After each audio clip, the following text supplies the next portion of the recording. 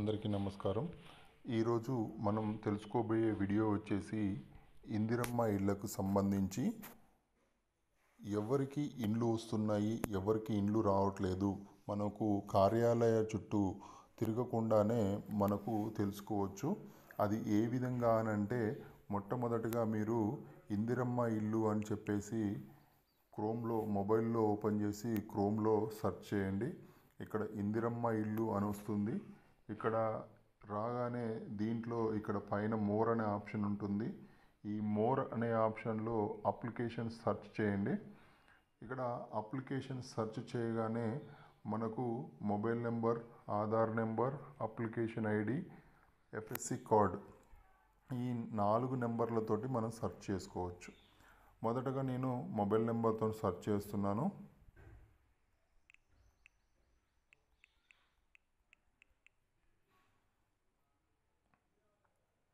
Mobile నెంబర్తో search చేయగానే చూడండి, ఈ మొబైల్ నెంబర్ తోటి 3 అప్లికేషన్లు లింక్ అయి ఉన్నాయి. ఓకే, చూడండి ఇక్కడ. అయితే మీరు ఇక్కడ తెలుసుకోవాల్సింది ఏంటంటే, లిస్ట్ టైప్ దగ్గర మీరు చూడండి, ఇక్కడ లిస్ట్ 3 అని ఫస్ట్ దానికి ఉంది, లిస్ట్ 3 అని సెకండ్ దానికి ఉంది, లిస్ట్ 3వ దానికి కూడా లిస్ట్ 3 అని ఉంది. లిస్ట్ 1, లిస్ట్ 2, లిస్ట్ 3 అంటే ఏందో మనం మొదటగా తెలుసుకుందాం. లిస్ట్ 1 అంటే ఏంటంటే, సొంత జాగా ఉండి ఇల్లు లేని వాళ్ళను లిస్ట్ 1 కింద పెట్టారు. లిస్ట్ 2 అంటే ఏంటంటే, సొంత స్థలం లేకుండా ఇల్లు లేని వాళ్ళు.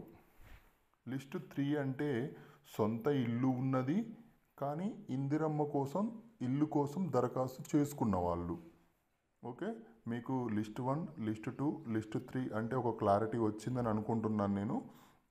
అయితే ఇక్కడ మనం చూస్తున్న అప్లికేషన్ లిస్ట్ 3లో ఉంది. అంటే లిస్ట్ 3 అంటే ఏందో ఇక్కడ రిమార్క్స్ చూద్దాం. ఇక్కడ రిమార్క్స్ ఫస్ట్ అప్లికేషన్ చూడవచ్చు మీరు.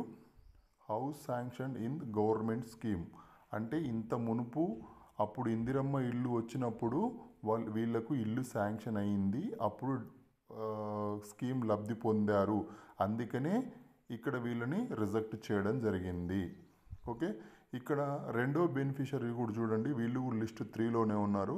వీళ్ళకి ఆర్సీసీ హౌస్ ఉంది, ఆర్సీసీ ఇల్లు ఉంది కాబట్టి వీళ్ళని రిజెక్ట్లో పెట్టారు.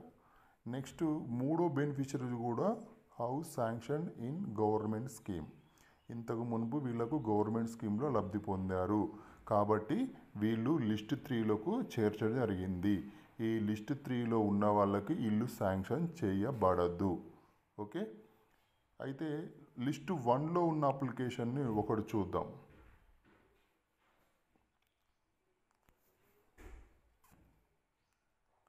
దీంట్లో చూడండి, ఇక్కడ లిస్ట్ టైపు ఇక్కడ లిస్ట్ 1 అని ఉంది. అంటే లిస్ట్ 1లో ఉంటే తప్పనిసరిగా ఇల్లు అనేది శాంక్షన్ అవుతుంది. ఇక్కడ రిమార్క్స్ కాలంలో కూడా చూడవచ్చు మీరు, non pucca houses with house site. Okay, వీళ్ళకు సొంత జాగా ఉంది కాకపోతే ఇల్లు లేదు.